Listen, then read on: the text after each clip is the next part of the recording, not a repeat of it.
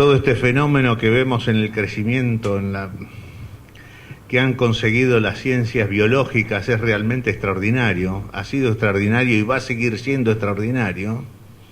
Sin embargo, contra todo ese poder hay, y teniendo una situación internacional extraordinaria que nos permitió unos precios fabulosos, la Argentina cada vez siembra menos trigo y se siembra menos que en la época que había que hacer labranza.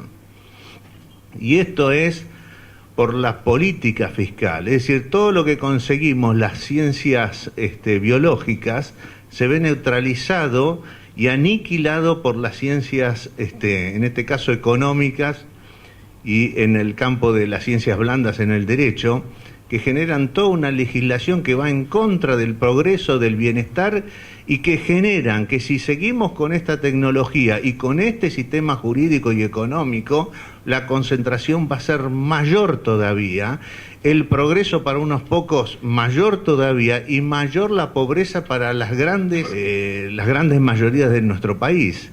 Entonces, mi pedido, por eso lo agarré a Gustavo antes de entrar, respecto de la necesidad y de la importancia de generar claridad sobre unas reformas fiscales para que logremos entonces una tierra para todos, porque si no esto va por muy mal camino y el pronóstico es pésimo, a pesar de todo esto que es una bendición, ¿no? No es cierto que la labranza genere necesariamente disminución o deterioro del suelo. Yo conozco personalmente 2 campos agroecológicos, no orgánicos, agroecológicos. Uno en una zona relativamente marginal, como al norte de Santa Fe, al norte de Guadalupe, de Reconquista, en Guadalupe Norte, donde están haciendo hace 15 años agroecología, aran, y la fertilidad del suelo en el campo es mayor que la fertilidad del suelo abajo del alambrado. Es decir, cuando los ingenieros agrónomos quieren comparar, quieren saber cuánto se deterioró la capacidad productiva del suelo, lo comparan con lo que está pasando abajo del alambrado, porque ahí se supone que es la fertilidad original, porque ahí no llega la cultura. Y lo mismo está pasando en un campo en Benito Juárez, en la provincia de Buenos Aires, un campo de 600 hectáreas que tiene también, hace 14 o 15 años que están haciendo agroecología, y en un campo orgánico que se llama La Aurora, ¿sí? Y en un campo orgánico que está en, ¿cómo se llama el partido? Que es donde cultivan el trigo de las cadenas de panificación Hausbrot, que es el campo de Santa Elena, Tres Arroyos, en el partido de Tres Arroyos, que tiene un campo de 1.200 hectáreas. Lo que planteó el primer ingeniero agrónomo es fantástico en la Argentina, porque en realidad no se planta para comer, se planta para energía, para biodiesel. Entonces, ¿qué importa si la soja está contaminada o no? Si nadie va a comer químicos con la soja. ¿Por qué no se planta trigo? Porque se planta para energía. Porque tenemos una ley nacional desde el 2007 que hizo que la Argentina sea el 4º productor de biodiesel del mundo. Entonces, ¿va a ser el campo para comida o el campo para energía? A partir de ahí creo que podemos ver las cosas con otra óptica. La pregunta vuelve a ser, está muy bien la primera respuesta de tecnología si es para energía, pero yo prefiero comida orgánica. Digamos, cuando uno produce soja, el 80% de la soja es harina proteica y el 20% es aceite. Ese es el aceite que se usa una parte para biodiesel. De todo el aceite que se produce en Argentina, aproximadamente, bueno, hay que ver, depende de las políticas del gobierno, pero entre el 10 y el 15% se usa para biodiesel. Es decir, que es el 15% del 20%, con lo cual existe un 3% de la soja en Argentina que se usa para biodiesel.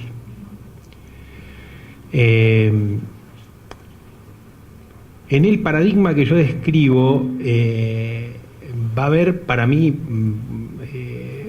digamos, parte de la materia, de la biomasa que se va a producir va a ir a biocombustibles, que no es el aceite o el maíz, que es lo que va para alimento o que se usa en general para alimento, sino que es biomasa que está vinculada con residuos, rastrojos, residuos orgánicos de las casas, no sé, la basura.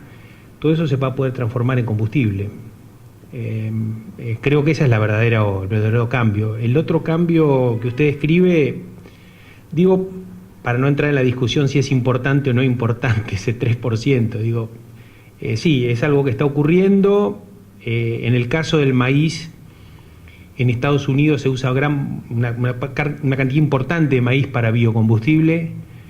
También no es que se use el 100%, porque de cuando el 50% del maíz se usa para alimentación y la otra 50% para biocombustible, y esa es una política de Estados Unidos que está vinculado ni siquiera con temas energéticos ni geopolíticos, está vinculado con que Estados Unidos no puede subsidiar más el precio de los granos como subsidiaba hasta hace 10 años por los convenios que hay en la Organización Mundial del Comercio. Y una forma indirecta de subsidiar es aumentar la demanda de los productos. Estados Unidos decidió aumentar la demanda de maíz para subir el precio de esos productos. Subir el precio de los granos para Estados Unidos es mantener las comunidades del interior del cinturón maicero, Iowa, Illinois. Y es mantener a Monsanto, a Pioneer, a John Deere, a Dow, al Bank of America, al banco de, no sé, es decir, es mantener el ecosistema de negocios en el interior. Por otro lado, recuerden que las elecciones en Estados Unidos no se definen ni en Nueva York ni en California, se definen en Illinois y Iowa. Entonces tienen un gran poder político porque son los que mueven la aguja para un lado o para otro. Pero es un punto de... Ahora, la política tiene una externalidad sobre Argentina, porque aumenta los precios en Estados Unidos, aumenta los precios en Argentina, y aumenta los precios para quien produce granos en África. Uno de los grandes temas de debate es si el aumento de los precios agrícolas, en realidad, beneficia a las poblaciones rurales, que es donde hay mayor cantidad de pobreza. No tomemos el caso de Argentina, pues es un ejemplo muy local, pero en el mundo es en el sector rural donde hay más pobreza.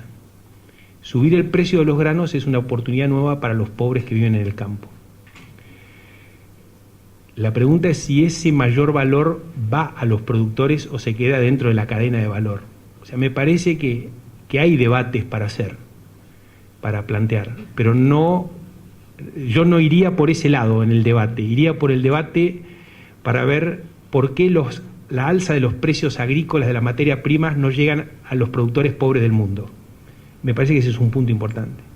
Siendo todo esto que se está comentando de movimientos de dinero tan importantes, ¿por qué necesitan mentir de la forma en que quedó expresado sobre la inocuidad de todos estos pesticidas?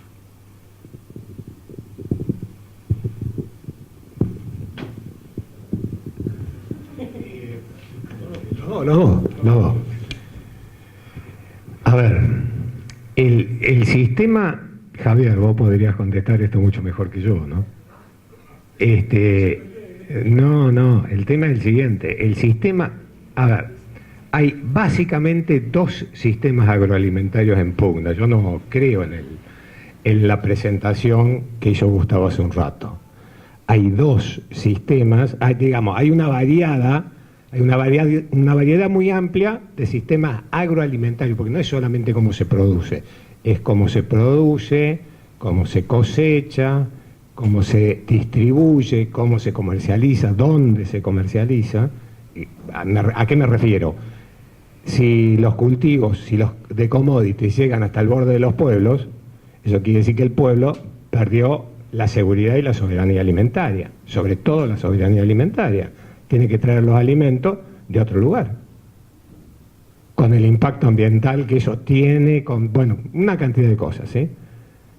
Ahora, entonces hay una variedad de sistemas agroalimentarios. En los extremos de esa variedad, por un lado está el monocultivo con el uso de agroquímicos, fertilizantes y pesticidas, extensivo e intensivo. En los intensivos Javier tiene muchísima experiencia. Y por el otro lado, el sistema productivo que busca articular las distintas variaciones de la producción agroecológica con la agricultura familiar y con la agricultura campesina. ¿En qué? En emprendimientos de economía asociativa. En el medio hay muchísimo, qué sé yo, hay productores familiares que usan pesticidas, hay cooperativas que intoxican, etcétera. Hay un montón de cosas en el medio. El sistema de monocultivo con el uso de pesticidas, con el uso de agroquímicos, fertilizantes y pesticidas, no puede subsistir sin el uso de pesticidas y fertilizantes. ¿Por qué? Porque, como dice un artículo de Javier, el sistema de monocultivo, ¿qué hace? Interrumpe el equilibrio de plagas, el equilibrio de la biodiversidad, de la cual se habló hace un rato, e interrumpe el ciclo de nutrientes. Entonces hay que subvencionarlo de afuera. No tiene manera de subsistir de otra forma. Y no es que los pesticidas que usan ahora son menos tóxicos que los que utilizan antes. Como vimos, la organización. ¿Se acuerdan cuando nos decían, presionados, promovidos por Lino Barañao, que el glifosato es menos tóxico que una aspirina? ¿Sí? Y que no había ningún problema en tomarse un vaso de glifosato. ¿Sí? Yo les hubiera dicho así: no te tomes un vaso de glifosato, ponete 2 gotas de Roundup en los ojos, ya está. ¿Sí? ¿Por qué? Porque Monsanto reconoce que el Roundup es clase 1 como toxicidad ocular. Uno entra en las páginas de Monsanto y nosotros lo tenemos como clase 4 todavía. ¿Por qué? Porque utilizamos la metodología de la dosis letal 50% aguda.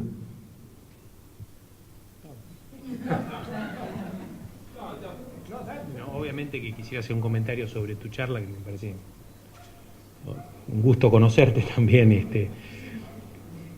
Mira, digamos, obviamente que uno podría decir una respuesta que es los productores o los actores económicos, lo que hacemos es trabajar en el marco de la ley, cumpliendo con las normas que se dicen, y confiamos en lo que te dice el Estado, lo que dicen las instituciones que supimos conseguir, qué es lo que se puede hacer y qué es lo que no se puede hacer. Esa es la primera respuesta. Si yo tuviera, además, por más que eso ocurra de esa manera, si yo tuviera alguna duda, tampoco lo haría. O sea, yo por ahora no tengo ninguna duda, a lo mejor después de hoy sí, digamos, pero no solamente cumplimos con la ley, no solamente, digamos, seguimos lo que dice el SENASA que hay que hacer, y si el día de mañana el SENASA dice que no hay que usar ningún pesticida, que todo es veneno y que hay que hacer una agricultura, y no se utilizarán más herbicidas. Y si dicen que no tenemos que hacer más soja, no haremos más soja, qué sé yo. Nosotros cumplimos lo que se diga en la ley. Pero además de eso, vuelvo a recalcar, si yo tuviera alguna duda de esa situación, tampoco lo haría. Por ahora no tengo duda de que el glifosato, obviamente no me voy a poner el glifosato en los ojos, porque para eso no fue hecho. El glifosato fue hecho para aplicarse en determinadas condiciones, que llaman buenas prácticas, pero sí, creo que el punto de crítica de Claudio es real, pero si alguien habla de buenas prácticas es porque quiere decir que alguien no hace buenas prácticas. Y ese es el punto de discusión, si no, no habría buenas, habría prácticas solamente, ¿no es cierto? Pero nada, es eso, es decir, me parece bien que esté el sistema permanentemente debatido, exigido, para que se sigan haciendo estudios. El glifosato es un producto que se usa hace más de 30 años y no ha habido evidencia, digamos, más allá de algunas cuestiones que están en discusión, de que haya producido algún daño, lo mismo los transgénicos. Entonces, si hubiese habido eso, yo supongo que los estados en los distintos países, las asociaciones de consumidores hubiesen tenido la suficiente presión como para poder eliminarlos o que no se utilicen más, ¿no es cierto? ¿Se puede hacer agricultura sin agroquímicos? Sí. Digamos, y se puede hacer agricultura sin transgénicos, sí. Es decir, depende de lo que querramos elegir para hacer.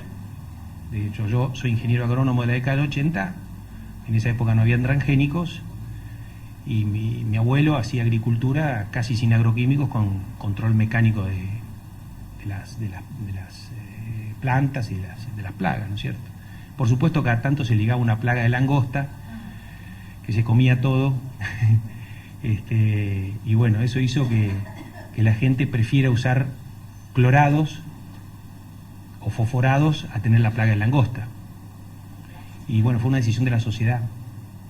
Digamos, a lo mejor fue impulsada por las empresas de agroquímicos, es probable. Siempre hay intereses económicos atrás de las cosas, ¿no?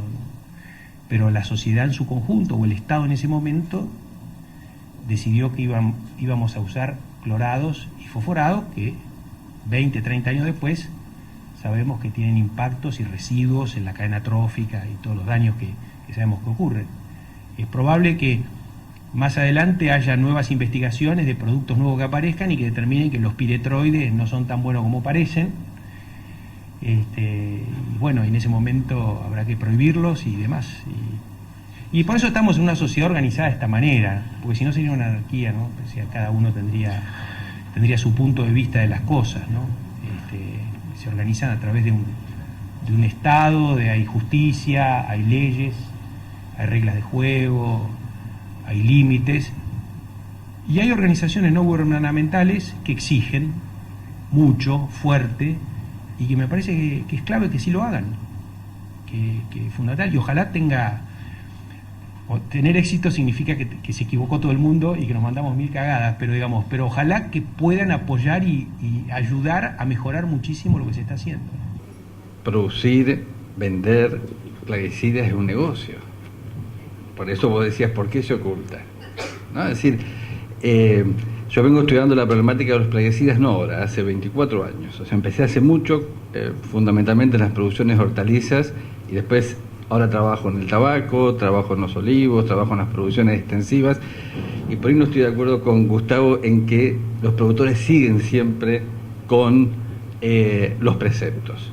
Sabemos que se usan productos que están prohibidos, que están fraccionados, que se hacen mezclas que no se pueden hacer, que se venden en lugares inapropiados. O sea, sabemos que hay un montón de situaciones que realmente se vulnera la ley.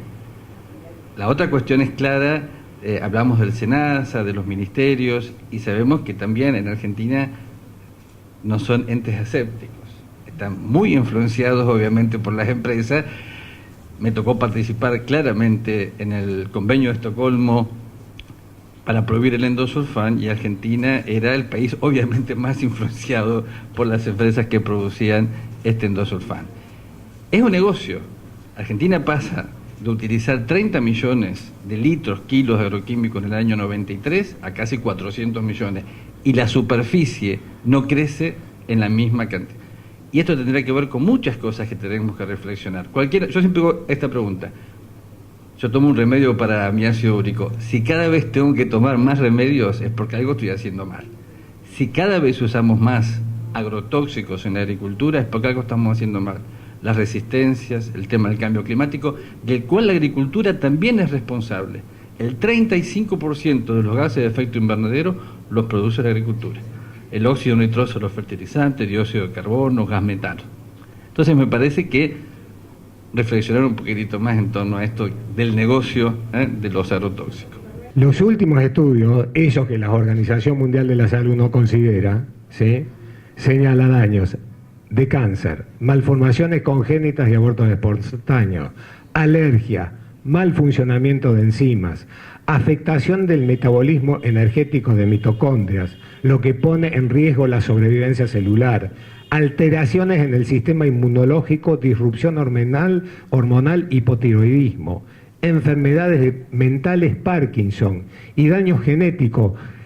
En la Universidad Nacional de Río Cuarto, Fernando Mañas y Delia Ayaza, hace, 15 días, publicaron un documento donde muestra, después de 8 años de estudio, que el glifosato genera daños genéticos, y si genera daños genéticos, genera malformaciones congénitas y condiciones para la producción de cáncer. Quiero hacer una pregunta al ingeniero Gustavo Bravo Copatel. Usted había arrancado su disertación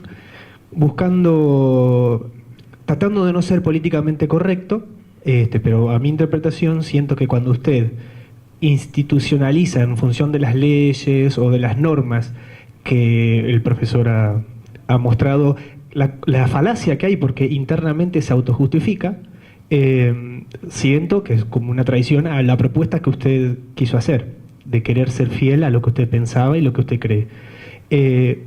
Viendo, porque puede ser que usted no lo haya visto, vamos a suponer eso, viendo el documento, viendo de dónde se justifica, ¿sigue estando de acuerdo con el uso de pesticidas? O sea, ¿para usted el pesticida debe ser utilizado a pesar de ver que algo se justifica a sí mismo?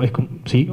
No digo que los pesticidas sean neutros, ni que el uso de fertilizantes sea neutro. Yo creo que el hombre, desde que el hombre decidió vivir en el polo y en el trópico, decidió impactar sobre la naturaleza. Dejemos de lado las hipocresías. O sea, nosotros estamos impactando el medio ambiente. Vos vivís en una ciudad y estás sentado en un sillón que tiene telar, y tiene aluminio, y eso es minería, y tú usas un celular y tiene cobre. O sea, hay un montón de cosas que estamos impactando. Realmente es así. Lo que uno trata es de ver de qué forma genera no solamente el menor daño posible, sino que haya un balance entre los beneficios y los daños que sean a favor de los beneficios.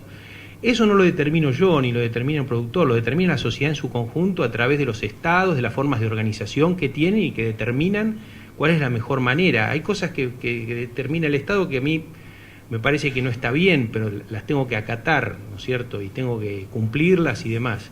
Yo no es que quiero ser políticamente correcto, yo no digo que usar agroquímicos sea algo que sea bien, que sea saludable.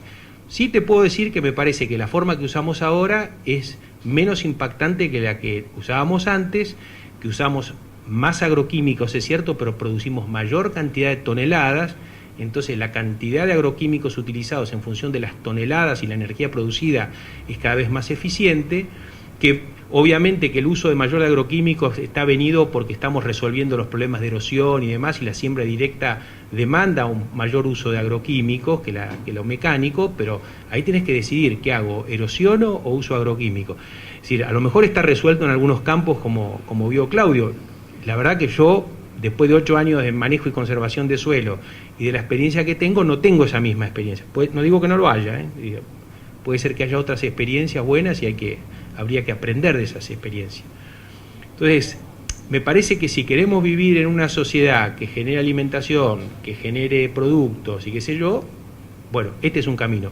¿Puede haber otros mejores? Puede haber otros mejores, no digo que no. Es decir, puede ser que el cultivo de algas reemplace a la soja, es más productivo y demás, y haya nuevas fuentes de producción de proteínas, de aceites y demás distintas que las que conocemos hoy, que sean más eficientes. Hay que trabajar sobre eso, hay que ponerse en marcha hay que invertir en ciencia y tecnología, hay que invertir en ver cómo exploramos mejor esas situaciones.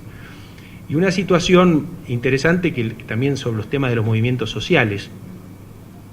Los cambios en la agricultura en Argentina no solo fueron tecnológicos en los últimos 20 años, fueron también organizacionales, sociales, culturales, fueron muy importantes. Y me siento, en eso sí, orgullosamente parte de esas transformaciones. Hoy, un joven egresado de la Facultad de Agronomía, que no es ni hijo de un estanciero ni hijo de un chacarero, puede acceder a la producción agrícola. Esa es una democratización del acceso a la producción agrícola y una fuente de movilidad social que antes no existía.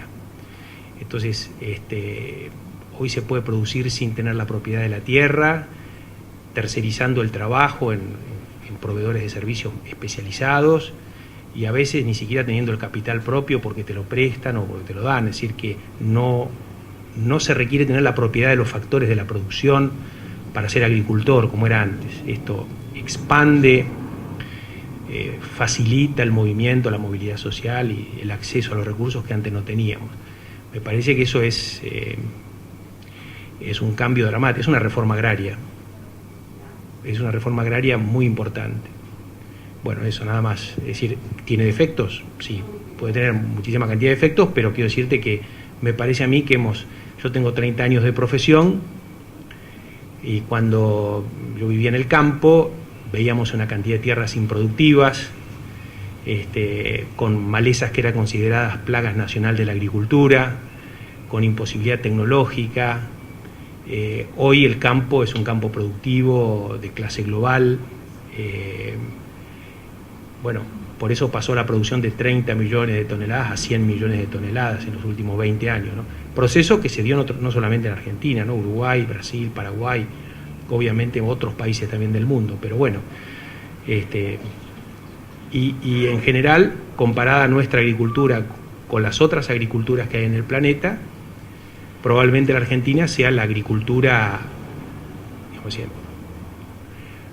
menos contaminante o más sustentable, o como quieras llamarlo, de acuerdo a si ves el vaso de agua medio lleno o medio vacío. Si vas a Europa, vos tenés los campos sembrados hasta el lado de la casa, y a nadie se le ocurre decir que no podés pulverizar a 1000 metros, ¿no es cierto? Y usan 5 veces más producto y 5 veces más fertilizantes que nosotros. Sin embargo, nadie, digamos, hace poco vas a Italia y ves los campos erosionados, arados a favor de la pendiente y caminos rotos por la erosión hídrica y ciudades con problemas. Ves culturas que se han destruido en el mundo, ¿no? Además de la Mesopotamia, se habla de los mayas y otras culturas por temas de degradación de tierras y demás. Me parece que estamos haciendo lo posible para que eso no solamente no ocurra, sino creando un nuevo paradigma en la agricultura. Por supuesto, sería mejor usar menos agroquímicos, sería mejor usar menos fertilizantes, y estamos en ese camino. A ningún productor le gusta usar más agroquímicos o más fertilizantes, porque es más plata, hay más gasto. Hay un incentivo muy grande a usar. Cuando alguien dice que el productor usa agroquímico de más vale que los problemas que hay, ahora hay problemas de resistencia de maleza, son por usar menores dosis por ahí que las recomendadas, porque el productor trata de gastar lo menos posible. Y la resistencia de malezas es una lógica reacción de la naturaleza que, como hoy dijo la doctora, la naturaleza se va tratando de acomodar a lo que va sucediendo, y la tecnología va tratando de resolver problemas viejos y problemas nuevos también. Antes de la pregunta quiero comentar que soy médico, vengo de Córdoba, trabajo en bioética, trabajo en la universidad, soy investigadora y apoyo lo que dijo, y quiero comentar además que las investigaciones que estamos haciendo, y sobre todo a nivel de las poblaciones de los pueblos fumigados en la provincia de Córdoba, está demostrando que la tasa de malformaciones congénitas, abortos, trastornos de la fertilidad, cáncer, son mucho mayores en los afectados por las fumigaciones. Eso avala lo que se dice también en otros países, en Canadá, en Estados Unidos, en el resto del mundo. La doctora Delia Yas y su grupo, como lo dijo el ingeniero Lowy recién, demostró desde hace muchos años, y lo acaba de publicar en una revista internacional que fue muy conocida, pero nosotros ya lo conocemos de hace años, que se produce daño genético, o sea, hay un daño en el ADN, en los cromosomas, en el material genético, por culpa de los plaguicidas. Es decir, a mí me interesaría, además de querer hacer una pregunta, decirle que sería bueno, ya que nosotros estamos trabajando este tema del diálogo, poder tener un diálogo más fecundo y ser escuchados, o sea, que quienes están defendiendo ciertos modelos productivos escuchen también a los que estamos defendiendo la vida y la salud de la gente. O sea, es un pequeño pedido, y también una de las cosas que estamos viendo aquí, hemos cuestionado en estos días, también la rabina lo decía, tratamos de observar la naturaleza, queremos también respetar la naturaleza, hay incluso quien cuestiona el paradigma del progreso, porque el progreso que supimos conseguir no nos ha devuelto una felicidad mayor, ni nos ha devuelto menos pobres. O sea, este paradigma de progresar, crecer, producir, nos está demostrando que son pocos los que se benefician de eso, y muchos los que no se benefician están cada vez más sumidos en la pobreza. Entonces, creo que el paradigma de querer progresar a cualquier costo y de tener fantásticas ideas acerca... A mí también soy científico, me fascina la idea de la fotosíntesis, pero me pregunto, ¿para qué? ¿Nos va a dar una vida mejor? ¿Nos va a hacer más humanos? ¿Nos va a hacer sentir más hijos de la vida? ¿Nos va a ayudar a ser mejores personas? No lo sé. Por eso quisiera cuestionar hasta el paradigma y preguntarle si no nos podemos desafiar a mirar las cosas de otro lugar. ¿Qué nos hace mejores humanos, mejores familia humana? Y se lo pregunto. La primera cuestión es que si hay esta cantidad de evidencias que dice doctora, me parece a mí que hay que presentarlas y exigir que haya una... Fantástico. Yo conozco otras versiones que hablan de contaminaciones en las napas por otros productos y que las enfermedades de los pueblos fumigados o de donde hubo los problemas en el barrio Ituzaingó y demás, está vinculado más con las napas contaminadas que con los agroquímicos. Pero bueno, yo creo, yo no digo que no, digo, obviamente no tengo una posición tomada y te vuelvo a decir que te lo respondo casi como productor, que ya cada vez soy menos. Si no hay que usar agroquímicos, no hay que usar agroquímicos. O sea, presentemos para prohibir los agroquímicos. Lo que yo no puedo hacerme dar por verdad y por hecho una cuestión que está discutida desde el punto de vista científico también. Cuando salió el informe Carrasco, lo primero que salieron a hablar en contra del informe Carrasco fue los mismos colegas del CONICET. Digo, no te quiero... no lo digo. Lo que digo, yo no te quiero molestar, pero... bien, pónganse de acuerdo. Me parece bárbaro, digamos, yo personalmente me gusta debatir y me gusta llevar adelante estas cuestiones. Lo que sí te quiero contestar sobre la cuestión de la pobreza y la vinculación de la pobreza con los... Porque si no llegamos al límite de decir que por los agroquímicos hay pobreza. Es decir, ¿cuál es la alternativa? Es no producir. ¿Cuál es la alternativa? Es no producir nada o hacer... No, pero te quiero decir... Te quiero decir, bueno, sí, listo. Para aquellos que tenemos resuelto el problema de la ciencia y de la religión, es fácil, yo lo tengo resuelto, puedo integrar claramente las dos cosas y no una disociación esquizofrénica, sino integrando juntamente la ciencia y la religión. Me parece muy importante el Congreso y me parece muy importante todo lo que se discutió. Yo estuve esta mañana, me tuve que ir a tomar examen, volví. Me parece muy importante que discutamos y a lo mejor nos fanatizamos en la discusión, pero es bueno discutir, es bueno escucharnos y es bueno tener una mirada crítica justamente de esta situación. La ciencia nos permite abordar determinadas problemáticas, pero lo decíamos hoy en la mañana, no nos alcanza para ver cosas en la complejidad y por eso la necesidad de otros abordajes, por eso los abordajes que tienen que ver con lo ético, con la espiritualidad y con lo humano. Estuvimos escuchando a Gustavo. Gustavo decía que él se sentía orgulloso de ser parte de este sistema. Yo también, ¿no? Yo me siento muy orgulloso de trabajar en la Facultad de Agronomía con una mirada crítica. Y de muchas cosas, me siento muy orgulloso que tenemos una materia que se llama investigación y extensión en agroecología. Pero no fue dado, lo luchamos para tenerlo y tenemos una materia. Y nuestros alumnos ahora, además de ver transgénicos, plaguicidas, ven otra posibilidad que es la producción agroecológica, que es viable económicamente, que existe, que es sustentable, que tratamos que sea equitativa. Lo escuchamos a Claudio con las críticas que compartimos en muchos casos, en muchos trabajos, a las clasificaciones de los agrotóxicos. Escuchamos a Gustavo hablando de cómo empezó, ¿no? de la vida artificial, de los transgénicos, de los plaguicidas. A mí siempre me queda la duda si es una agricultura realmente para todos, si realmente este estilo de hacer agricultura de paquetes tecnológicos, y lo vemos en la realidad, van quedando productores en el camino. Y nos exige reflexionar, nos exige discutir muchas cosas. Nosotros hoy, el tema de los transgénicos, gran parte de nosotros nos desayunamos cuando ya tenían 10 años. No, digamos, no lo que es por esto, pero mucha gente hoy le preguntamos qué es un transgénico y no se sabe, pues fue algo oculto, algo que no se discutió. Necesitamos discutir las clasificaciones, necesitamos discutir las prácticas, necesitamos discutir el rumbo. Desde mi mirada no es agricultura de monocultivos, agrotóxicos, fertilizantes o hambre. No. Podemos hacer otras cosas, podemos repensar otras cosas. Si acá tratamos, no de unir, sino de complementar la ciencia y la religión, no vamos a poder complementar diferentes miradas acerca de las producciones. Pero primero hay que creer. En la religión creemos, cada uno de nosotros. Si uno no cree que hay otra forma de producir, no podemos avanzar.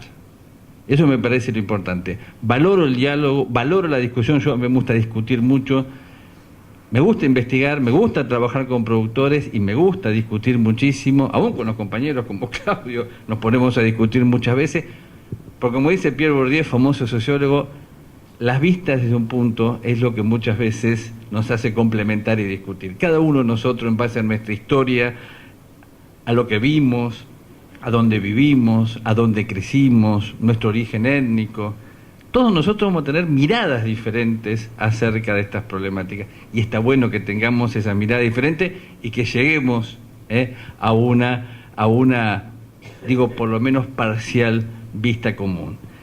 Ni el Estado ni el mercado por sí solos van a resolver todas estas situaciones. Al fin y al cabo, el mercado y el Estado es lo que construimos nosotros, no le podemos echar la culpa, pues son construcciones humanas. Necesitamos participar más, necesitamos conocernos más, necesitamos, a veces apasionadamente, discutir más. Y ojalá que en el próximo Congreso avancemos en las discusiones desde la ciencia, desde la religión, desde la amalgama entre las dos, y como dice Claudio, ¿no? Y lo reflexionamos esta mañana, pensando en la unidad del ser humano, de la unidad de los seres humanos con la naturaleza. Pensemos la unidad al interior nuestro, al interior profundamente, y recuperar un sentido de trascendencia que creo estamos perdiendo, si no hemos perdido definitivamente. Así que muchas gracias y felicitamos a los dos compañeros.